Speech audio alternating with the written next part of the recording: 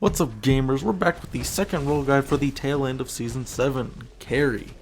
Carries are the wide receivers of the Conquest map. If you got an ego, then this role is for you. You gotta have confidence in this role if you want to excel.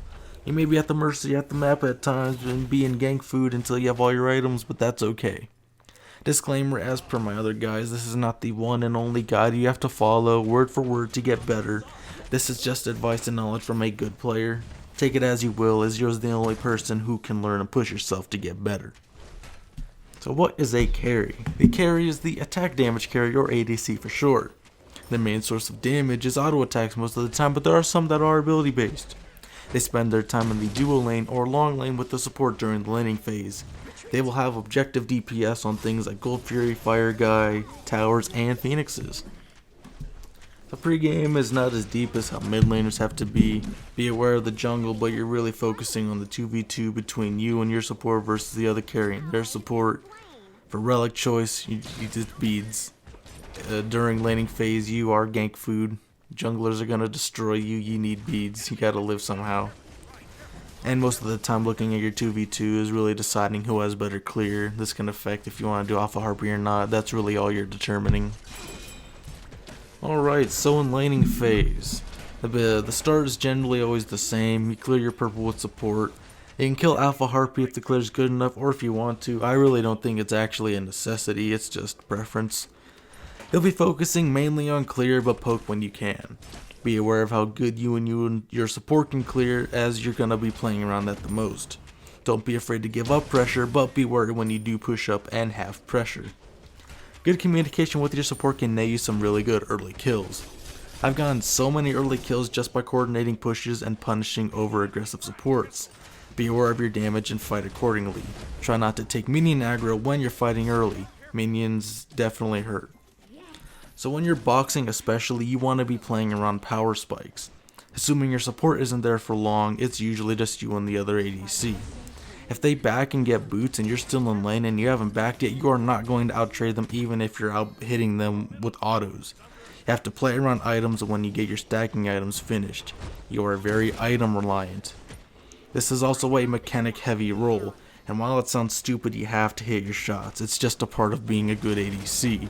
You're not going to outtrade and solo someone if you're not hitting your autos. Be confident and hone those skills and make sure your mechanics are on point. So a big misplay I see all the time, especially during laning phase, is when you're an ADC, say you're playing Jingwei and you use your escape defensively. Usually I see people step right back up to the wave. This is something you most of the time don't want to do. There's no reason for you to step back up, and now that you don't have an escape, you have no way to get out. This is just making you easier to kill.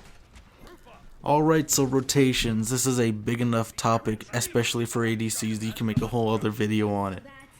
So rotating as an ADC, especially in high levels, doesn't actually usually happen. Most of the time it's actually going to lose you farm when you rotate if you don't get a massive rotation and get 2 or more kills and steal yourself a mid wave. If your team is begging you to rotate because the other ADC ganks or you could have a numbers advantage or whatever, they are not good at their roles. You do not need to be rotating. The only rotations that are usually worth it are for the Gold Fury. At the highest levels of competitive Smite, you see rotations more often, but that's because the level of coordination. Even high level ranked is nowhere near as coordinated as an SCC team would be. Usually you'll be planning your rotations 2 waves ahead. Make sure you are going to get a kill almost guaranteed and play smart. Laning phase for you will end when you have a couple of items online. You get your pen or your crit items and you're ready to go. Don't leave too early, but don't leave too late. So team fighting and positioning as a carry. This is where hunters can really shine.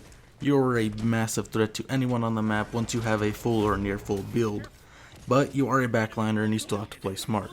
With most builds you'll shred anyone, but unlike a mid laner where you want to hit backliners mostly, you just want to hit whatever's in front of you. You're the biggest threat to tanks. You're the most consistent damage on the team, especially towards those tanks, and you are the best objective shred. Not to say anyone's life on the team is more important, but a carry's life is extremely valuable. Fights and Smite are a means to an end, which is why you see some low kill games and some high kill games. It's all based around objectives and taking objectives. If you're dead, your team's ability to take objectives sinks dramatically. So you want to be standing close to your fellow backliners, but not too close to get hit by the same ability. That gives that ability so much more valuable and can take both you out of the fight. Basically, having both of your backliners out of the fight at the same time is a lost fight. Be ready to peel for your other backliner and they're gonna peel for you. Solo and jungle and even support are gonna be diving you. Be good friends with your mid laner, you guys are a duo together. When it comes to objective play, you're the main DPS on objective, so you should be focusing mainly on the objective. You set the pace for burning an objective, so be good at stopping DPS, especially if the enemy has a high secure ult like Ra or Thoth. Final tip is to know when to just stand and fight. Sometimes you're just dead by your rights, and unlike mid laners, your ults aren't just big giant circles of damage. Sometimes you just gotta hunker down and get out all that damage out before you die. Sieging is a vital part of being a carry. You're a very important piece for sieging, as you are going to do the most damage to the Phoenix. Not as important on defense, but you are still very important.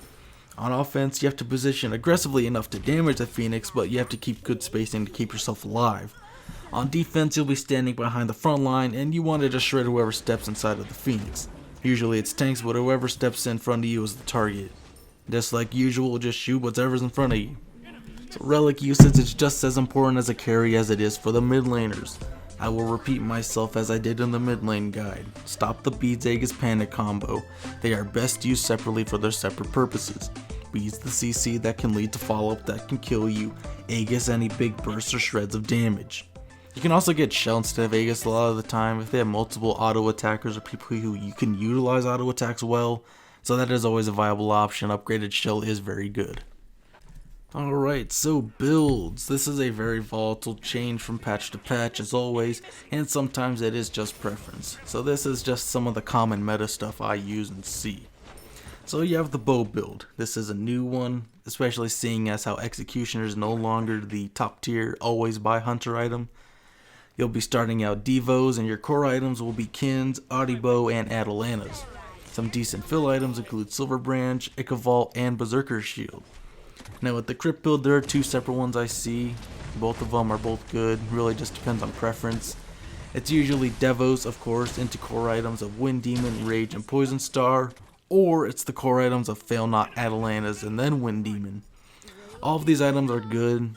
Shadow Steel is kinda bad most of the time. Toxic Blade is just straight up better. Deathbringer is just straight up bad though, especially for the cost. The unspoken hunter rule, however, is if you have 3,000 gold, you have to buy Deathbringer. That's just the rules. There is the power pen build with Trance, Aussie Crusher, Heartseeker, but that's usually for people like the Ulers and Heim, and it's not very popular anymore. It's still good though, it's still a good build.